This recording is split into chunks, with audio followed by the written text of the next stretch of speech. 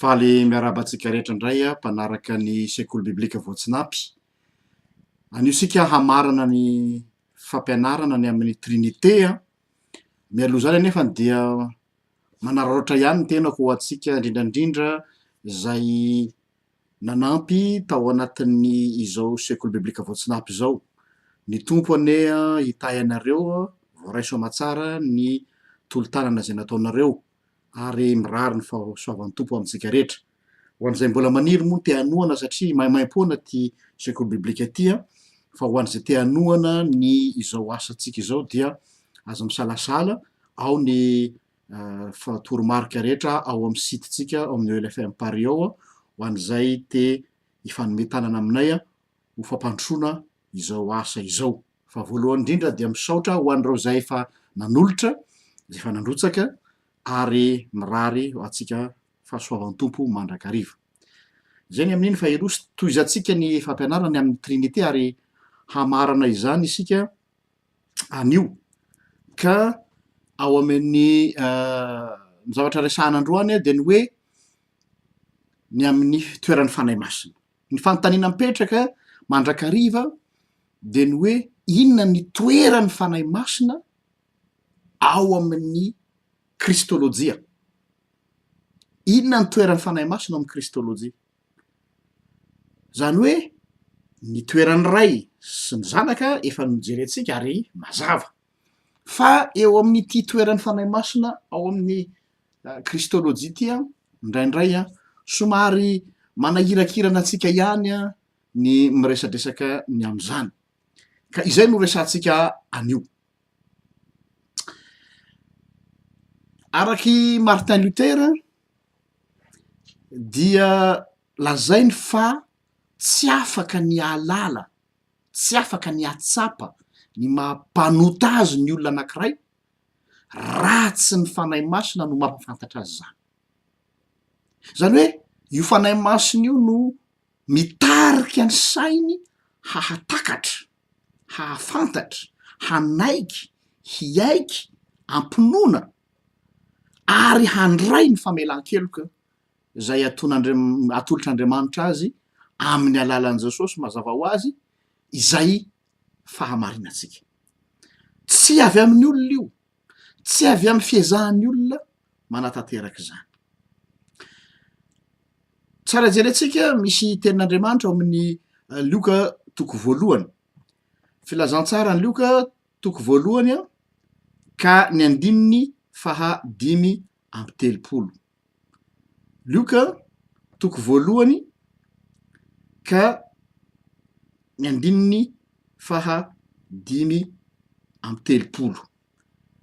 Mivaky toy zao zany teny zany amin'ny anaran'i Jesosy. Ary ilay anjely namalika nanao taminy hoe ny fanahy masina ho tonga ao aminao ary hisy heriny avo indrindra hanaloka anao koa ny masina izay ateraka de atao hoe zanak'Andriamanitra. Ao anatin'izany andinin-tsoratra masina zany Andriamanitra izay miafina, lay Andriamanitra miafina zay tsara maraina fa fanahy dia miseho amintsika, manambara-tena amintsika amin'izay endriny mifanohitra aminy. Averiko indray, ilay Andriamanitra miafina dia manambara-tena antsika amin'ny endrika mifanohitra am'izay andrasana aminy. Zany hoe zany fanambara-tenan'Andriamanitra azy zany mazana mandrakariva dia tsy araky ny eritreretantsika azy ny fanambara-tenany. Andriamanitra lehibe, Andriamanitra be voninahitra, Andriamanitra tsy toa nefa dia manambara-tena antsika taminy alalan'i Jesosy zay olombelona tsy araky ny eritreretan'ny olona azy. Ary zay no asan'ny fanahy masina. Ka ny asan'ny fanahy masina zany de mahatonga ny olona hahita, azo tsapaitanana zay zavatra tsy hitany amin'ny alalan'i Jesosy. Zany dia nasehony hatramin'ny fiatombohan'ny famoronana ny lanitra sy ny tany ary azo tsapaitanana indrindra tamin'ny natongavan'i Jesosy ho nofo ary rahatrizay koa amin'ny fitsanganany tena maty. Calvin ihany koa de nilaza ny am'zany ny amin'ilay amin'ny commentaire zay nataony na lay heviteny nataony amin'ny kortiana faharoa toko efatra andiny faefatra zay lazany fa ny fahatongavan'ny Kristy ho nofo dia mampiseho an'Andriamanitra tsy hita maso lasa azo jerena hita maso. Ilay Andriamanitra tsy hita maso, ilay Andriamanitra tsy azony jerena, satria raha nangataka Mosesy mba te hahita azy dia afaka mahita an'Andriamanitra ny olona ao am' Jesosy hoy ny mpandinika. Ary zao indrindra no filazan'ny Calvin azy tam'izay, ilay ray zay antsoina hoe ilay tsy hita maso satria tsy azony saina takarina izy ary tsy azony sain'olombelona fantarina, de indro miseho amintsika amin'ny alalan'ny zanany sy ao aminy ary azo tsapaitanana nohony am' Jesosy. Hitantsika am'izay zany fa hita zay ny fifandraisan'ny fanahy masina sy ny zanaka ary ny ray. Ho resantsika manaraky eto ndray kosa ny amin'ireo karazana fampianaran-diso na ireo fiheveran-diso ny amin'ireo olona manohitra ny Trinité. Misy milaza hoe tsy ilaina intsony zany fampianarana amin'ny Trinité zany, efa misy milaza zany na atao anatin'ny fivavahana protestanta aza, satria ozy hoe asa sain'olombelona, ny forono sain'olombelona zany fampianarana amin'ny Trinité zany fa tsy ara-baiboly. Misy ny milaza an'izany satria inona ny antony itirena an'izay de hoe tsy misoratra ao amin'ny baiboly lay voambolana hoe Trinité fa ny foronona. Firaikevitra faharoa ihany koa zay ao anatin'izany any de hoe am'izao fotoana zao amin'ny tany tandrefana betsaka ny teolojianina tandrefana zay mivoy firaikevitra vaovao ary tena manda ankitsy rano ny fampianaram-pinoana kristianina ny amin'ny Trinité. Ozy zareo hoe efa nilaozany toetrandro any Trinité zany fa tsy antsony ny lalana, efa any am'le atao hoe unitarisme ndray ry zareo fa tsy Trinité. Ary ny fampianaram-pinoana protestanta libéral de mihevitra fa io fotom-pampianarana io dia heverina, lazaiko tsara hoe heveriny, vokatry ny fihaonan'ny filazantsara sy ny filôzofia grika. Zany hoe vokatry ny filôzofia io de namboamboarina ifanaraka amin'ny filazantsara ary na ny réformateur tahaka ny Lutera sy Calvin hoy izy ireo dia voakasiky zany ihany koa ka nandova zany fiheveran-diso izy zany hoy izy ireo. Tsy zany ihany fa betsaka ny fiangonana am'izao fotoana zao any Amerika, any États-Unis ary na ny teolojiana aty Eropa koa aza izay tena samy laza ampahay be maso, ary misy fiangonana kristiana zay asiany plaque mihitsy hoe église unitarien zay milaza hoe tsy izy tsony ny Trinité fa ny unitarisme ndray zay tsy inona akory fa manda ny fampianaram-pinoana mombany amin'ny Trinité ka aminy Jesosy Kristy dia olombelona fotsiny ihany fa tsy Andriamanitra ho an'ny unitarien, ary ny fanahy masina ozy izy dia tsy personne fa hery manokana, ohatrany hoe olona mena hery tahaka ny angovo, tahaka ny énergie ananan'Andriamanitra. Zay ny fanazavany azy, zay ny fampianaran'ny unitarien. Kanazy zany de hoe personne tokana ihany no misy fa tsisy personne telo zany, ary io personne tokana io dia Andriamanitra. Ka ny fizina maha-Andriamanitra dia ino no maha-personne azy hoy izy ireo, fa tsy hoe ao am' personne telo misy ny fizin'Andriamanitra. Ka no zany raha miteny hoe Andriamanitra de tokana dia satria personne tokana. Zay ny fampianaram-pinoan'ny unitarien. Anankiray ihany koa tahaka an zareo témoin de Jéhovah zay milaza mitovitovy amin'izy ity de ny hoe eny ary tsy maninona andao ekena hoe Andriamanitra ihany Jesosy, Andriamanitra ihany koa fanahy masina fa saingy ambanimbany kokoa noho ny ray. Zany hoe asiany rafitra tanatohatra zany dia Andriamanitra ray no ten'Andriamanitra de manarakaraka azy eo ambanimbany grady kokoa ny fanahy masina sy Jesosy. Suborditionniste filazan'izany, fampianaran-diso koa io tokony hitandrematsika. Ka raha fehezana zany de amin'ny ankilany sika manana an'ireto unitarien reto zay manda tanteraka fisina personne telo ao amin'Andriamanitra Trinité Ary amin'ny ankilany koa tsika de misy le atao hoe tritéisme zay mandaa ihany koa ny firaisana am'le fiziana ao am personne telo, zany hoe lasa andriamanitra telo zany, na tsika tsy fa tsy andriamanitra telo, telo zay iray n'andriamanitra ami'ray telo. Fa tsara ampatsahivana fa ny personne tsirairay ao amy trinité dia andriamanitra feno ihany koa. Ary noho zany zay na tonga lay formule traditionnel tsika zay milaza ny amin'ny fifandraisana misy ao amy trinité, tsy azo sarahana ireo ary tsy azo afangaro ihany koa, zany hoe tsy mifangaro nefa koa tsy azo sarahana. Rehefa miresaka trinité moa tsika de tsy maintsy miresaka ny fanekem-pinoana kristianina zay milaza ny amin'io trinité io. Nisan'ny malaza am'zany ny fanekem-pinoana apôstôlika. Ty fanekem-pinoana apôstôlika tya dia lazaina hoe fanekem-pinoana apôstôlika satria ny zavatra zay raketiny sy zavatra fonosiny ao anatiny ao dia mifototra indrindrandrindra amin'ny fampianaram-pinoana nataon'ny Petera zay vokatry ny fiaonany tamin'ny Cornelio. Anisany nandona ny sain'ny Petera mihitsy iny fotoana niaonany tam' Cornelio iny rehefa nasain'Andriamanitra niaona taminy izy. De jerentsika kely ny asan'ny apôstôly toko 10, asan'ny apôstôly toko 10 ny andininy 7:30 ka hatramy 3:efapolo.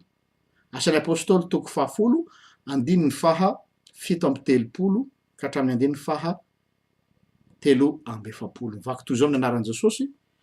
De ilay teny natomboka hatrany Galilia ka notoriana tany Jodia rehetra tao aorian'ny Batisa izay notoriany Jaona de ny am' Jesosy avy any Nazareta, izay nosoran'Andriamanitra tamin'ny fanahy masina sy ny hery sady nandehandeha nanao soa sy nahasitrana zay rehetra azony heriny devoly satria Andriamanitra nomba azy, ary zahay no vavolombelon'ny zavatra rehetra zay nataony tany amy tany Jiosy sy ny tany Jerosalema. Izy de novonoiny nahantony teo amin'ny hazo nefa natsangan'Andriamanitra kosa izy tamin'ny andro fahatelo ka naseho ny marimarina, tsy tamin'ny olona rehetra fa tamin'ny vavolombelona zay nitendren'Andriamanitra rahateo, de taminay izay niara-ninana sy nisotro taminy rehefa nitsangana tamy maty izy. Ary izy nandidy anay hitory amin'ny olona ka anambara fa izy no voatendren'Andriamanitra ho mpitsara ny velona sy ny maty. Izy no ambaram-pahaminany rehetra fa amin'ny anarany no azahoan'izay rehetra mino azy famelan-keloka. Avy tamin'io no nahatonga zao karazana fanekem-pinoana zao. Io le izy fa avy eo moa izy namboarina am'le endriny anketitretsika izao. Ka ny fanekem-pinoana apôstôlika tamy voalohany dia nampiasaina ho amin'ny fanekena ho an'ny olona zay hatao batisa. Misy olona zany nampianarina ho katekômena, zany hoe olo-dehibe atao batisa mbola tsy vita batisa, na olona tondra zaza atao batisa, dia io no nitononona ho an'izay olona hatao batisa rehetra manonona an'io. Zany hoe fanekem-pinoana natao ho amin'ny fiomanana ho amin'ny batisa. Ny akamaroan'ny ireo zay azo lazaina hoe nitarika ho am'zany fanekena-pinoana apôstôlika zany dia teraka tao anatin'ny fivavahana voahenjika, ka azotsika tsaina am'zany ny fanaovana fanekem-pinoana tsy tahaka any am'zao androtsika zao hoe malalaka ianao de mino an'Andriamanitra re tsy tompanao an'Andriamanitra sy ny tany, fa manambara nampiasaina mihitsy zany ho fanehoana ampahabe maso ny finoana zay anananao ary mety niteraka fanenjehana tam'zany fotoana zany. Fa mialohany nazahoana an'lay endriny io le hoe symbole des apôtres io na le fanekemana apôstôlika io am'zao fotoana zao io dia somary hafa ny endriny, hafa noho zao fahalalantsika azy zao. Ka ilay mialoha izao ananatsika zao de tsy inona zany fa lay fanekem-pinoana na lay credo tranainy romanina tamy taona 100. Zany hoe manana endrika dialogue le izy, dialogue fifamaliana eo am'lay olona kandida hatao batisa sy lay mpanao batisa. Zay ny endrika nisehoan'izy io tamy voalohany. fa araky ny filazan'ny mpandinika moa de hoe very ho texte io tsy ananatsika ntsony am'izao fotoan'zao hoe inona maro natao aminy fa araky ny lovatsofina de misy an'zany fa tateorina dia nesorina io endrika mifamaly io ohatra karazana dialogue io dia namboarina ho lasa texte zay ananatsika ankehitriny am'izao andro zao de misy frena ao anatin'ny protestantisme zay mitady ny fomba rehetra zay tsy hanononana tsora ny fanekemponona apôstôlika io fa ozy roe tsy efandrozany toetrandro zay moa am'izao fotoan'zao ilatsika tandremana fa ny teolojia de mivoatra ihany ko kanefa sy ny zavatra rehetra akory no azo ekena am'zany fivoarana zany ka ho an'reo libéral zay lasa lavitra loatra de ozy hoe efa tsy tokony ampiasaina etsony ozy ny fanekemana apôstôlika kanefa na inona no lazaina de tsara ho fatatsika fa ny fanekemponana apôstôlika io dia mifototra amin'ny zay voalazany soratra masina ireryany milazan'zany aho satria raha raisitsika le hoe mino an'andriamanitra raisy toa mpanao lanitra sy ny tany aho dia miaingy avy am'ny soratra masina zany ny anehoana ny mampahary azy sy mampamorona azy de mitovozana fitao amin'ny kortiana voalohany toko voalohany andiny fatelo genesis toko voalohany andiny voalohany ary mitoy ary mino an jesosy kristy zananylahy tokana tompontsika matio toko fa efatra amby folo telo amby telopolo matio toko fa enina amby folo enina amby folo romanina toko voalohany andiny fadimy filipianina toko faharoa andiny fahenina ka hatramy faraiky amby folo ary jaona voalohany toko fa efatra andiny fahasivy de raha toizana indray zany zay nitorotoronina tamy fanahy masina nateraky mari virjina isaia toko fa fito andiny fa efatra amby folo matio toko voalohany andiny fadimy amby folo lioka toko voalohany andiny fadimy amby telopolo ary lioka toko voalohany andiny fa telopolo ka hatramy fadimy amby telopolo nijaly ranapaka ponty pilato marika toko fadimy amby folo telo amby folo ka hatramy dimy amby folo jaona sivy amby folo dimy amby folo enina amby folo nomboana tamin'ny azojalina matika nalevina matio fito amby roapolo dimy amby telopolo dimapolo jaona toko fa sivy amby folo valo amby folo marika toko fa dimy amby folo fito amby telopolo ary jaona toko fa roapolo andiny faha raiky amby telopolo nidina tany am'ny fiainatsita efesiana toko fa efatra andiny fa sivy ka hatramy fahafolo petera voalohany toko fahatelo andiny fa sivy ambiny folo mitsangana tamaty tamin'ny andro fahatelo ary niakatra ho any an-danitra matio toko fa valo amby roapolo andiny fahenina marika toko fa enina amby folo andiny fahenina jaona toko fa valo amby folo sivy amby folo marika toko fa enina amby folo sivy amby folo roapolo lioka efatra amby roapolo dimapolo raiky amby dimapolo jaona toko fa efatra amby folo andininy fahatelo mipetraka ko afanin'andriamanitra ray tsy toa asan'ny apôstôly fito dimy amby dimapolo fito amby dimapolo hebreo toko voalohany andiny fahatelo avy any hoe viny ny tsara ny velona sy ny maty matio toko fa dimy amby roapolo raiky amby telopolo efatra amby telopolo apokalipsy toko fa roa amby roapolo andiny fa roa amby folo mino ny fanahy masina aho jaona dimy amby folo ena amby roapolo asan'ny apôstôly toko faharoa andiny voalohany ka hatramy fa efatra ny fiangonana masina maneran'izao tontolo zao matio valo amby roapolo sivy amby folo roapolo efesianina toko faharoa sivy amby folo roa amby roapolo mino fimbonan'ny olona masina asan'ny apôstôly efatra dimy amby telopolo hebreo toko faharoa amby folo andiny voalohany apokalipsy toko fa valo andiny fa efatra ny famelan-keloka asan'ny apôstôly toko fa folo telo amby efapolo ny fisanganany tena amy maty joba sivy amby folo efatra amby roa fito amby roa kortiana voalohany toko fa dimy amby folo raiky amby dimapolo ka hatramy efatra amby dimapolo ary ny fiainana mandrak'zay tesalonianina voalohany toko fa enina amby folo fito amby folo jaona voalohany toko fa dimy andiny fa telo amby folo ary apokalipsy toko fa roapolo andininy fa efatra amby folo manaraky zany de misy koa le fanekemponona niseanina ny fanekemponona niseanina zay tamy voalohany izy io dia natao indrindraindrindra ho an'ny tompon'andraikitry ny fiangonana raha ny zavatra ao anatiny jerena zany hoe tsy araky ny fampiasana azy am'izao fa natao tamy voalohany ho fitaovana ampiasana ho an'ny tompon'andraikitry ny fiangonana fa tamy taona dimy amby roapolo sy telonjato de nampanatsona ny eveka rehetra tamin'io konsila tany nise io zay ny fikendrena dia ny famerenana ny filaminana ara-pivavahana ary ny hanamafisana orina ny fiangonana indrindrandrindra. Ka tao anatin'izany de nangatahana indrindra ny hamaritana mazava tsara ny fotom-pinoana ofisialy ny fiangonana. Inona marina ny fotom-pinoana zay ijoroan'ny fiangonana. Dia nanoratra atota taratasy izy ireo zay atao hoe symbole ny Nicée. Ny zavatra voalaza ao dia ny amin'ny anindrina indrindrandrindra ny natiora ny zanak'Andriamanitra sy ny fifandraisany amy ray. Zay ny tsindrina ao. Ary tsy dia voalaza mazava loatra ny amin'ny fanahy masina fa indrindrandrindra ny fifandraisany zanaka sy ny ray no tena tsindrina betsaka ao. Ka tao anatin'izany konsily tany Nicée zany no nanamelohana ny fampianaran-diso nataony Arius.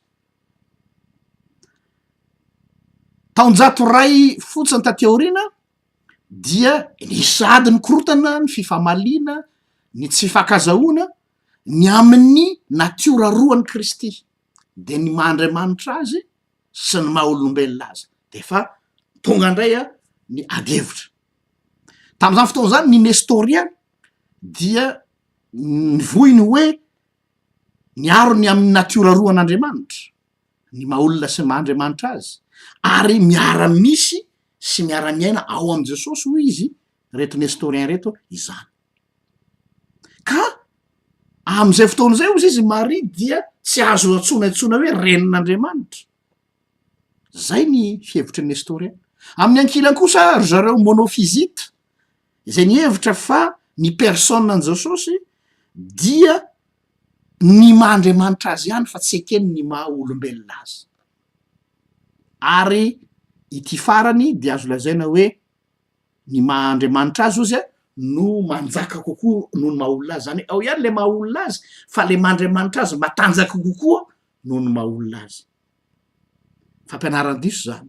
Azontsika tsaina am'zany moa raha zany no marina dikan'izay zany Jesosy teo amin'ny fijaliana rehefa nijaly tsy tena nijaly fa modimody nijaly raha ohatra ka le maha-Andriamanitra azy no ambony kokoa noho ny maha-olona azy. Tsy tena maty izy zany tamin'ny fahafatesany fa mody maty. Hitantsika am'zany fa miteraka zavatra tsy mety ao fampianaram-ponotsika zany.